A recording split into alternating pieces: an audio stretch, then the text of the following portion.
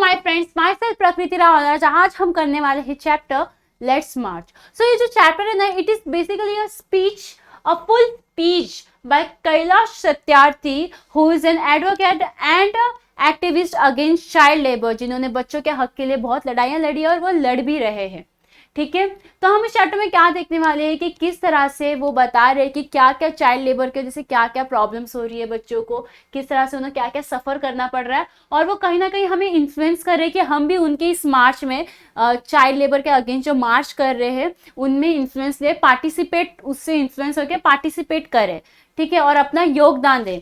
ठीक है, तो चलो अब देखते हैं चैप्टर में। मैंने बहुत ठीक है बोल दिया, तो ठीक है अभी अगेन ठीक है बोला। ठीक है, तो चैप्टर पे आ जाते हैं।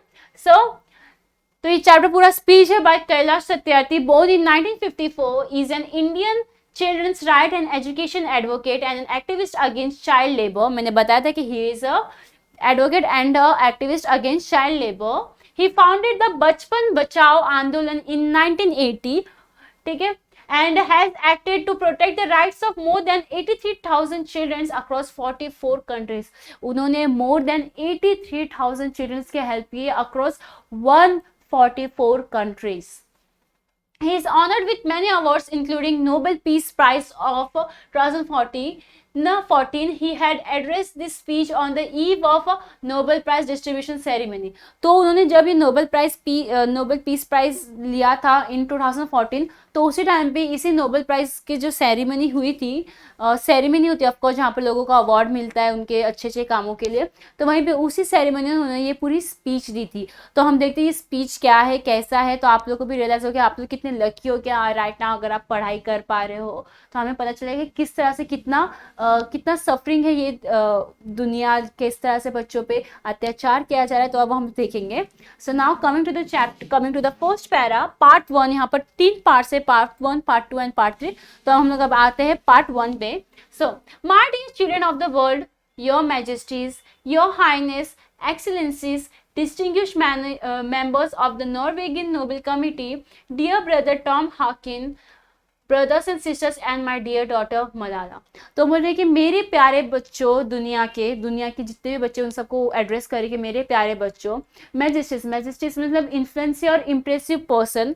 देन रॉयल हाइनेस, जैसे कुछ कंट्री, कुछ जैसे लंदन वगैरह में अभी भी कैसे वहाँ पर रॉयल लोग रहते हैं, राजा रानी है, जैसे क्वीन एलिजाबेथ, तो उनके बच्चों को, उन सबको उनको कैसे ऑनर किया जाता है, रॉयल हाइनेस करके। ठीक है, उनको रिस्पेक्ट दिया जाता है। ठीक है, तो इसलिए वो उन्हें कैसे बोल रहे हैं, रॉयल हाइनेसेस। देन नॉर्वेगन इज जहाँ पर ये कमिटी हो रही है उन्हें नॉर्वेगन मेंबर्स बोला गया। देन टॉम हार्किन कौन है, यूएस सेनेटर मेंबर है। Then Malala is a wonderful women, like she is an inspiration to many of the people, because उन्होंने ना पाकिस्तान में ना फीमेल एजुकेशन के लिए आवाज़ उठाया था। जिस तरह से इंडिया में आप बोलते हैं सावित्रीबाई फुले जिन्होंने वुमेन एजुकेशन के लिए आवाज़ उठाई, उसी तरह से ना मलाला ने भी पाकिस्तान में फीमेल एजुकेशन के लिए आवाज़ उठाई है। आप लोग चाहे तो गूगल करके देख सकते हो मलाला के बारे में, बहुत अच्छी स्टोरी, उनकी इंस्पायरिंग स्टोरी, आपको भी कुछ ना कुछ सीखने मिलेगा। ठीक है, तो इस तरह से उन्होंने ना अपना स्पीच देने से पहले ना सब लोगों का एड्रेस किया, सब लोगों को वेलकम किया। तो इससे हमें क्या, इससे ये भी हमें जैसे अभी आप राइटिंग स्किल करते हो तो आप लोगों को स्पीच राइटिंग आता है। ठीक है, तो कभी भी स्पीच लिखोगे तो सबसे पहले आपको जो भी वहाँ पर प्रेजेंट है उन्हें ऑनर करना रहता है, उन्हें एड्रेस करना रहता है, उनको वेलकम करता रहता है। ठीक है, तो उन्होंने सबको एड्रेस किया। Now from this podium of peace and humanity, podium means जो स्टेज है, जो वो छोटे से स्टेज में वो स्पीच दे रहे हैं, of peace and humanity, peace, शांति, एंड ह्यूमैनिटी इज इंसानियत। ठीक है, I am deeply honoured to recite a mantra from the ancient text of wisdom Vedas. तो कह रहे हैं कि ना ये जो छोटा सा मंच है ना, शांति का, इंसानियत का, मैं बहुत ऑनर फील कर रहा हूँ, मैं बहुत रिस्पेक्टफुल फील कर रहा हूँ कि मैं यहाँ पर खड़े होकर ना ये मंत्रा बोलने वाला हूँ या बोल रहा हूँ मंत्रा। और ये मंत्रा कहाँ से, फ्रॉम द एंशिएंट वेदास। ठीक है, रिसाइट कर रहे, रिसाइट मतलब क्या होता है, रिसाइट मतलब होता है जैसे कुछ कहीं चीज हमने कोई पढ़ी है तो उसे बताना, उसे सुनाना, उसे रिसाइट करना बोलते हैं, ठीक है। This mantra carries a prayer an aspiration and a resolve that has a potential to liberate humanity from all man made crisis. Aspiration means an ardent wish और डिजायर। तो वो कह रहे हैं कि ये जो मंत्र है ना, ये एक एस्पिरेशन है एंड हाँ ठीक है, तो ये ना एक एस्पिरेशन, एस्पिरेशन मीन्स एक विश है एंड डिजायर है। और ये ना मंत्र है ना कहीं हमें ना जो जो इंसान के बनाए हुए क्राइसिस, जो इंसान के बनाए हुए प्रॉब्लम है ना, उससे ना हमें ना लिबरेट करता है, उससे हमें फ्री करता है ये मंत्र, ठीक है। Let's walk together in the pursuit of global progress, not a single person should be left out और left behind in any corner of the world from east to west. तो कह रही कि ना इस लेट्स वॉक टुगेदर, चलो साथ चलते हैं, in pursuit of global progress. Pursuit means race, chase और फॉलो, मतलब इस परस्यूट जो दुनिया का जो विकास है ना, उसके रेस में चलो सब साथ चलते हैं। कोई भी from any corner of the world, कोई भी किसी भी कॉर्नर के, कोई भी दुनिया के किसी भी कोने से छूटना नहीं चाहिए।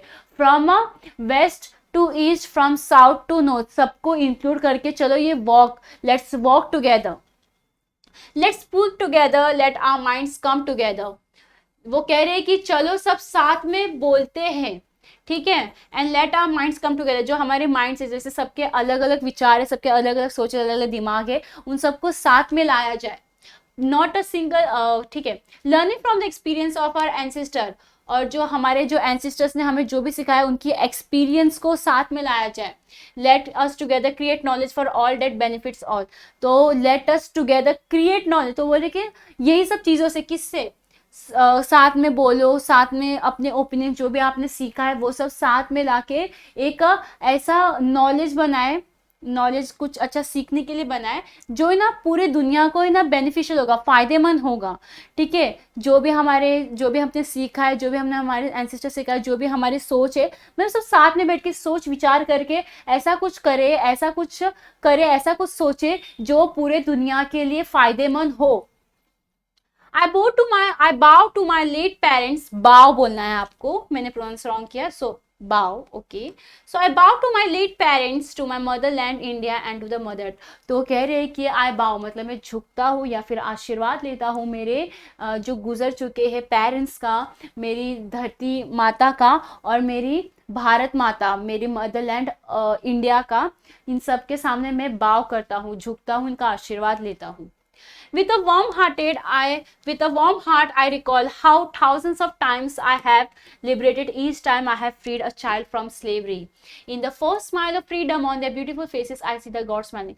वो कह रहे हैं कि with a warm heart, मतलब मैं अपने तहे दिल से कह रहे हैं कि किस तरह से वो हजारों बार आज़ाद हुए हैं, हजारों बच्चों को, हर एक बच्चों को आज़ादी दिलाते हुए फ्रॉम स्लेवरी। वो कह रहे हैं कि किस तरह से मैं हजारों बार आज़ाद हुआ, हर एक बच्चों को आज़ादी दिलाते हुए फ्रॉम स्लेवरी से। और जब उन बच्चों ने आज़ाद होने के बाद पहली बार स्माइल किया ना, वो मुझे ऐसा स्माइल लगा जैसे कि वो गॉड का स्माइल हो, ठीक है।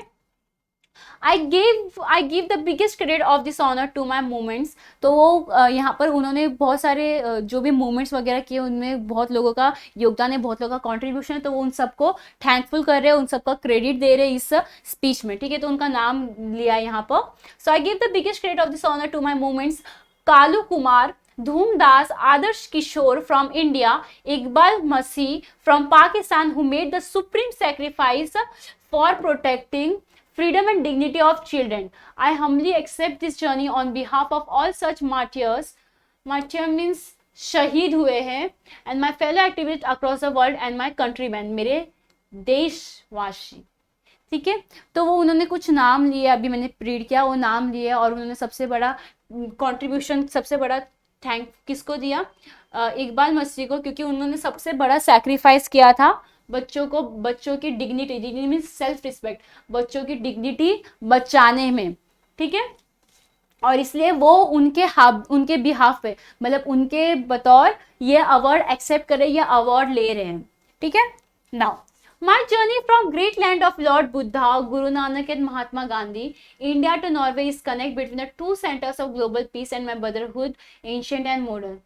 My journey, तो कह रही है ना मेरा जो जर्नी है ना वो कहाँ से रहा है, कहाँ कहाँ उन्होंने वो जर्नी, उनका जर्नी रहा है। From the great land of Lord Buddha, Lord Buddha का जो जहाँ जहाँ वो पैदा हुए थे उस जगह से लेके गुरु नानक एंड महात्मा गांधी, मतलब इन जो बड़े बड़े नाम है ना, उनके लैंड से उनका जर्नी रहा है।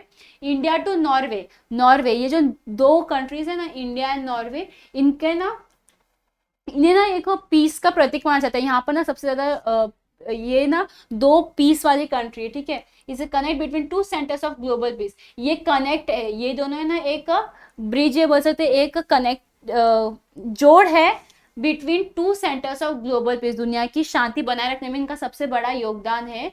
भाईचारा है, भाईचारा है एंशिएंट एंड मॉडर्न, पुराने नए सब भाईचारे पीस में इंडिया और नॉर्वे का बहुत बड़ा योगदान है, ठीक है। Now friends, the Nobel committee has generously invited me to present a lecture.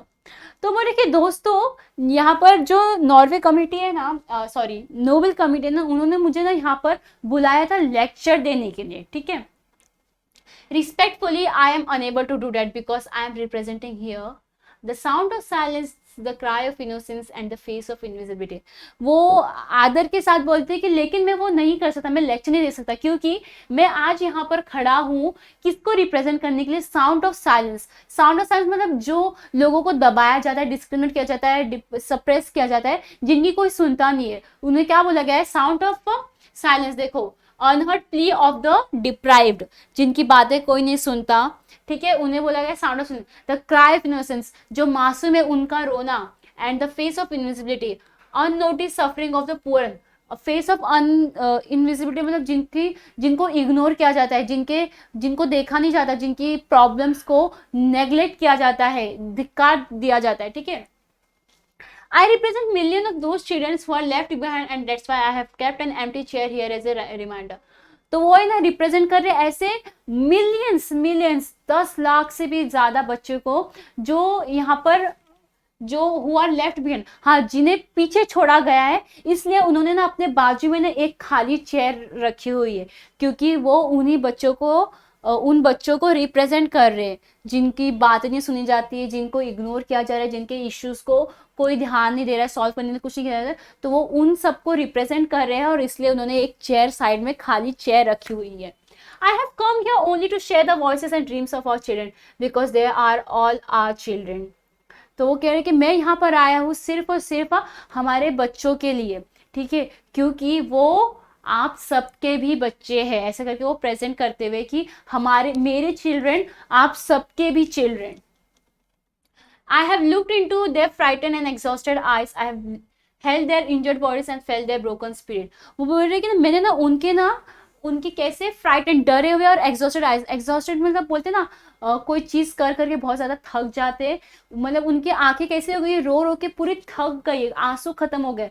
तो कह रहे कि मैंने ना डरे हुए और एग्जॉस्टेड आइज देखे हैं उन बच्चों के, उनके जख्मी भरी शरीर को अपने हाथों से पकड़ा है, and then felt their broken, और उनकी ना फील किया है, महसूस किया उनकी ब्रोकन स्पिरिट को। मैं बोलते ना कुछ भी करने की कोई इच्छा नहीं बचती है, एकदम मायूस हो जाते हैं, कुछ भी करने की इच्छा नहीं, उसको स्पिरिट बोलते, ठीक है। तो वो बोल रहे कि मैंने ना डरी हुई एग्जॉस्टेड आइज को देखा है बच्चों के, उनके ब्रोकन उनके इंजर्ड बॉडीज को देखा है, and their broken spirit. So 20 years ago in the foothills of Himalaya, I met a small skinny child laborer. तो आप बता रहे कि ना 20 साल पहले ना in the foothills of Himalaya के नीचे ना वो एक बच्चे से मिले, ठीक है, child labour. He asked me, is the world so poor that it can not give me a toy and a book instead of forcing me to take a gun or a tool.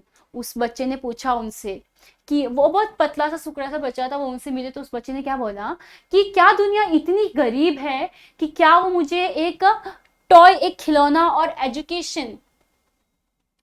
और एक book नहीं दे सकता, बल्कि उसने मेरे हाथ में ये टूल्स, ये गन्स, ये वेपन्स ये लाकर रख दिया है। तो सोचो ये कितनी सोचने वाली बात है कि क्या सच में हमारी दुनिया इतनी गरीब है कि वो एक बच्चे को एक खिलौना और एक बुक नहीं दे सकता, और उस बच्चे को क्या करना पड़ रहा है, उस बच्चे को ये बोलते हैं ना, वेपन्स बनाना पड़ रहा है, वेपन्स लेके लोगों को मारना पड़ रहा है, मतलब छोटे बच्चे से ये काम करवाया जा रहा है। I met with a Sudanese child soldier. तो सूडान करके कंट्री है, वहाँ के लोगों को सुडानिस बोला जाता है। चाइल्ड सोल्जर मतलब बच्चा सैनिक, और ये तो सुनने वाली बात है, बच्चा एक सैनिक, ठीक है। He was kidnap by an extremist militia, उन बच्चे को मिलिट्री वालों ने किडनैप किया था। And as his first lesson he was forced to kill his friends and family, he asked me what is my fault.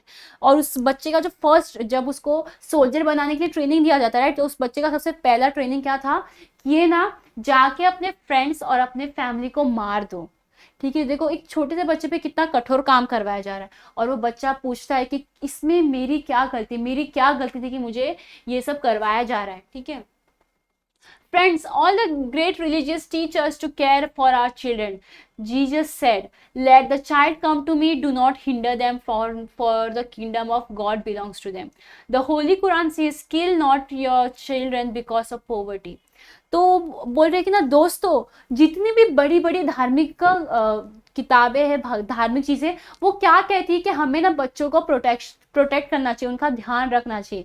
Jesus कहते हैं, Jesus कि ना जो बच्चे ना, उन्हें ना भगाओ मत, हिंडर मतलब धिक्कारो मत, भगाओ मत, फॉर द किंग, क्योंकि जो ये भगवान का जो किंगडम है ना, वो उन बच्चों को ही बिलोंग, वो बच्चों को ही बिलोंग करता है, इसलिए उन्हें धिक्कारो मत, भगाओ मत यहाँ से, ठीक है। देन और जो होली कुरान, वो होली कुरान ने क्या बोला कि बच्चों को मत मारो just because you have poverty, just because तुम पुअर हो, इस वजह से बच्चों को मत मारो। मतलब यहाँ पर हमें किस तरह से देखा जा रहा है कि भले ही हमारे दुनिया में अलग अलग धर्म है, लेकिन वो धर्म हमें एक ही चीज सिखा रहे हैं कि बच्चों को हमें प्रोटेक्ट करना चाहिए, उनकी केयर करनी चाहिए, ठीक है ना।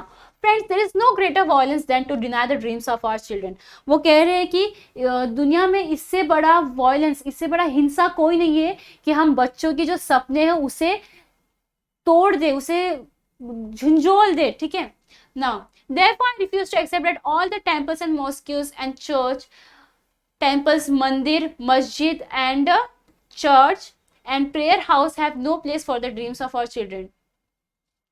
तो वो कह रहे हैं कि मैं ये मान नहीं सकता कि जो मंदिर है, जो मस्जिद है, जो चर्च है, वहां पर इन बच्चों के ना ड्रीम के लिए कोई जगह नहीं, ये मैं मानने से इनकार कर रहा हूँ, ठीक है।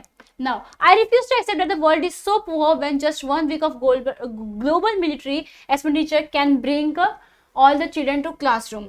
वो कह रहे हैं कि मैं मानने के लिए इनकार करता हूँ कि बस एक वीक का जो दुनिया में जितने भी ग्लोबल मिलिट्री फोर्सेस के उनको वेपन्स वगैरह देने में जो भी एक्सपेंसेस होते हैं ना, वो एक्सपेंस सिर्फ एक वीक का एक्सपेंस, पूरे दुनिया का एक वीक का ग्लोबल मिलिट्री एक्सपेंस है ना, वो है ना इन सब बच्चों को ना कहाँ ला के रख सकता है, क्लासरूम में। तो इससे हमें ये सोचने वाली बात है कि ना बच्चों के एजुकेशन को ध्यान में दिया ना देते हुए गवर्नमेंट क्या कर रही है, मिलिट्री पे ध्यान दे रही है, ठीक है। मैं यहाँ पर किसी को पॉइंट आउट नहीं कर रही, I am just giving an example here, ठीक है। Now, I refuse to accept that all the laws and constitution, police and judges are unable to protect our children. तो वो कह रहे कि मैं ये मानने से इनकार करता हूँ कि जितने भी लॉज है, जितने भी कानून है, कायदे हैं, जितने भी कानून एंड संस्थाएं हैं, वो फेल हो, वो आर अनेबल, वो लोग वो ना सक्षम नहीं है टू प्रोटेक्ट आवर चिल्ड्रन, अपने जो हमारे बच्चे हैं उन्हें बचाने में सक्षम नहीं है, ये वो मानने से इनकार कर रहे हैं। I refuse to accept that the shackles of slavery can ever be stronger than a quest for freedom. Shackles mean chains that binds.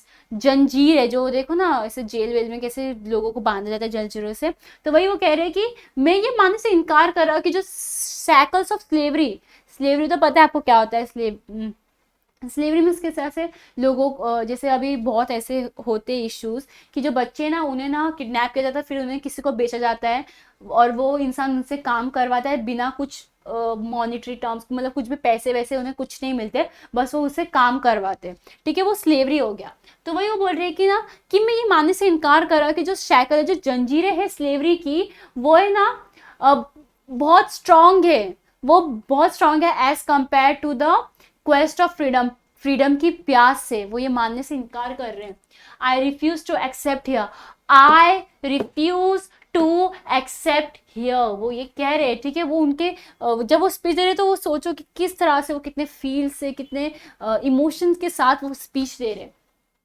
My only aim in life is that every child is free to be a child. वो कह रहे कि मेरा बस एक ही उद्देश्य है life में, इस जिंदगी में, कि ना हर एक बच्चा को है ना बच्चा बनने का हक है।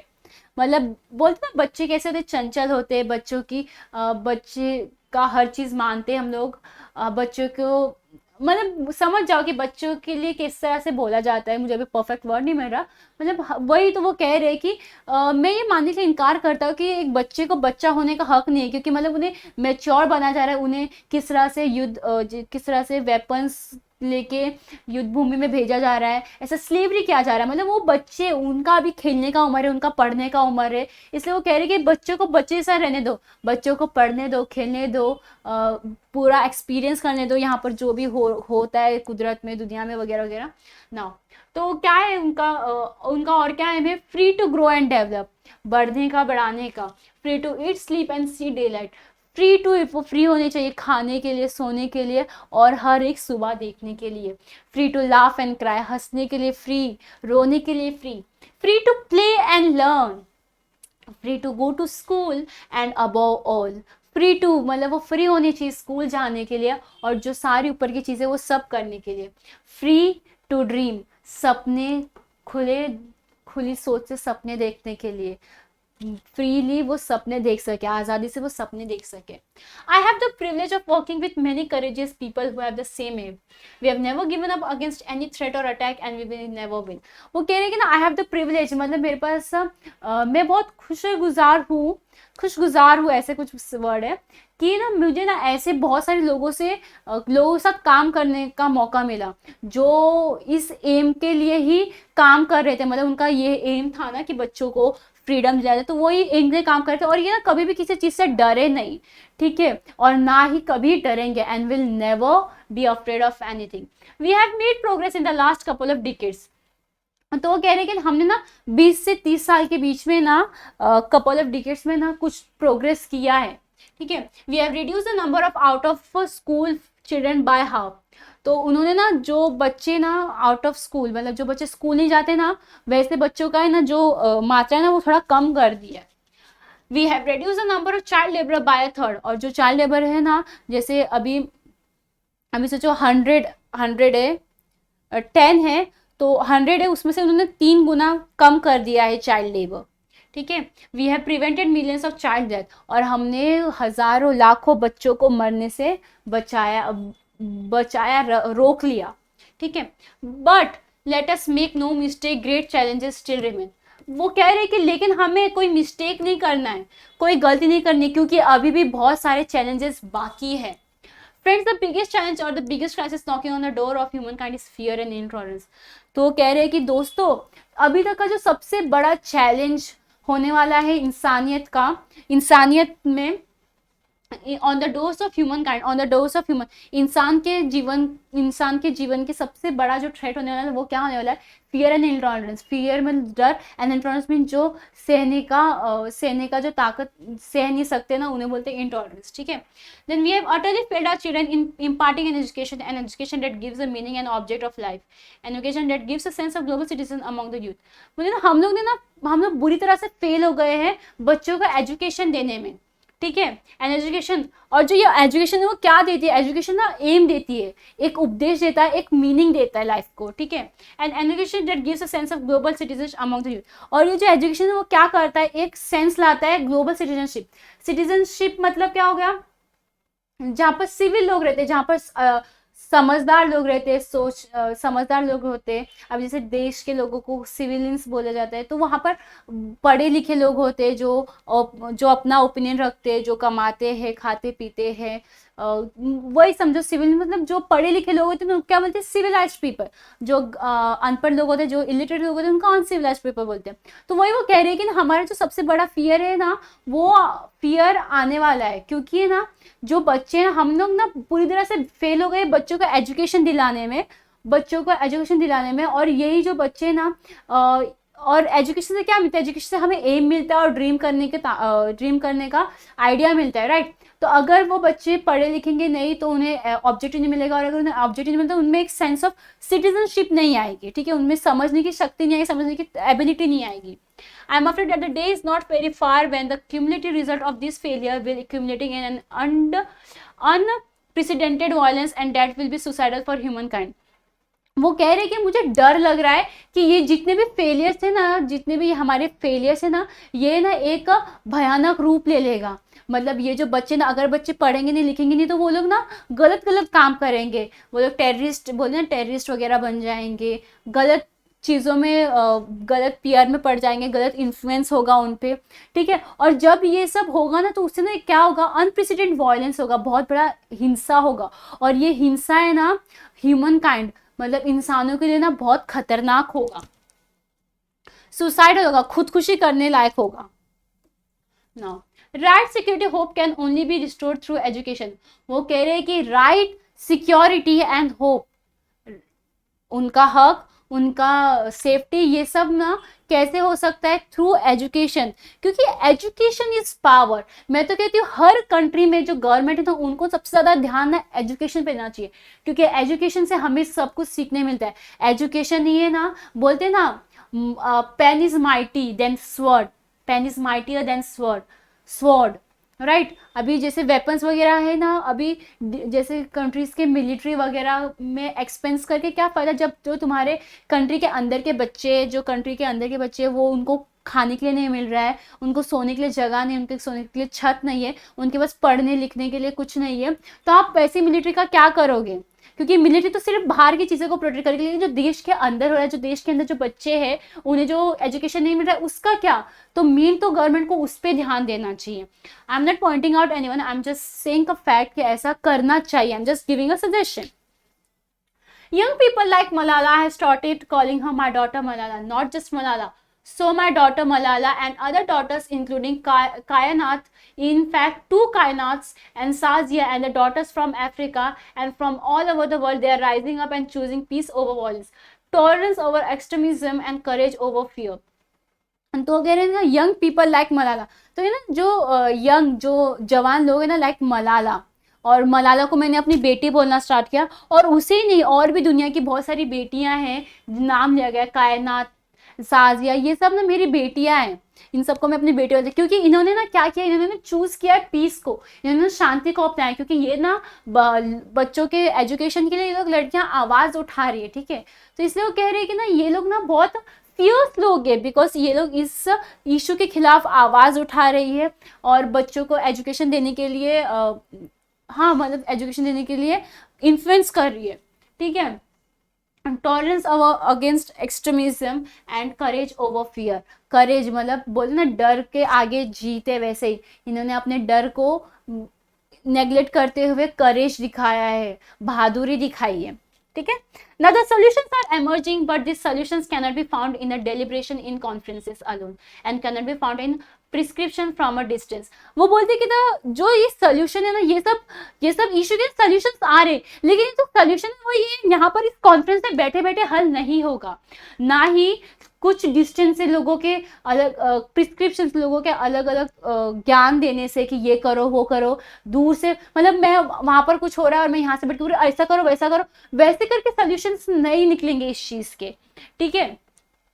They line small groups and local organizations and individuals who are confronting with the very facing and attacking. तो कह रहे हैं ना ये जो प्रॉब्लम्स है ना इसका सोल्यूशन ना कहाँ है, छोटे गांव में, छोटे देश में, छोटे कंट्री में, छोटे जगह में, ठीक है.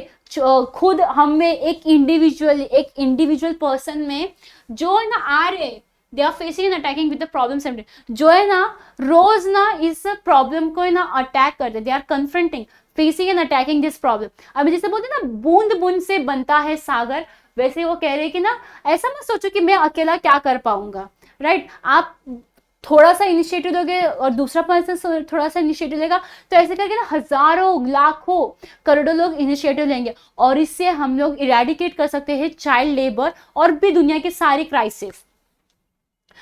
Even if they remain acknowledged, unrecognized and unknown to the world, the solutions are with them. Even though जो ये जो छोटे छोटे प्रॉब्लम्स है ना, वो सब प्रॉब्लम्स के ना सॉल्यूशंस है ना, माना कि वो सॉल्यूशंस ना दुनिया में नहीं दिख रहे, लेकिन वो छोटे छोटे सॉल्यूशंस का सॉल्यूशन है ना, एक बड़ा सॉल्यूशन में इन्वॉल्व हो सकता है, इवॉल्व हो सकता है, ठीक है। And the solution and recognised, ये सोल्यूशन को कोई जानता नहीं, एक्नॉलेज नहीं करता, लेकिन यही सोल्यूशन हेल्प करेंगे। बोले तो वही वो बोल रहे कि आप इनिशिएटिव लो तो कल को कोई दूसरा इनिशिएटिव लेगा, ऐसे करके आप इनिशिएटिव लोगे, फिर आपका गांव इनिशिएटिव लेगा, फिर आपका कंट्री इनिशिएटिव लेगा, फिर ये पूरा दुनिया इनिशिएटिव लेगा। तो यहाँ पर हम लोग फर्स्ट पार्ट कंप्लीट करते, तो हम लोग इसके बाद बहुत बड़ा वीडियो हो गया है, सो कुछ ही टाइम में हम लोग इसका सेकंड नेक्स्ट लेक्चर में मैं इसका सेकंड पार्ट और थर्ड पार्ट एक्सप्लेन करूँगी। 2 पार्ट्स में ये वीडियो डिवाइड होने वाला है। सो तब तक लाइक करें वीडियो को, चैनल को सब्सक्राइब करें और जितना हो सके उतना शेयर करें।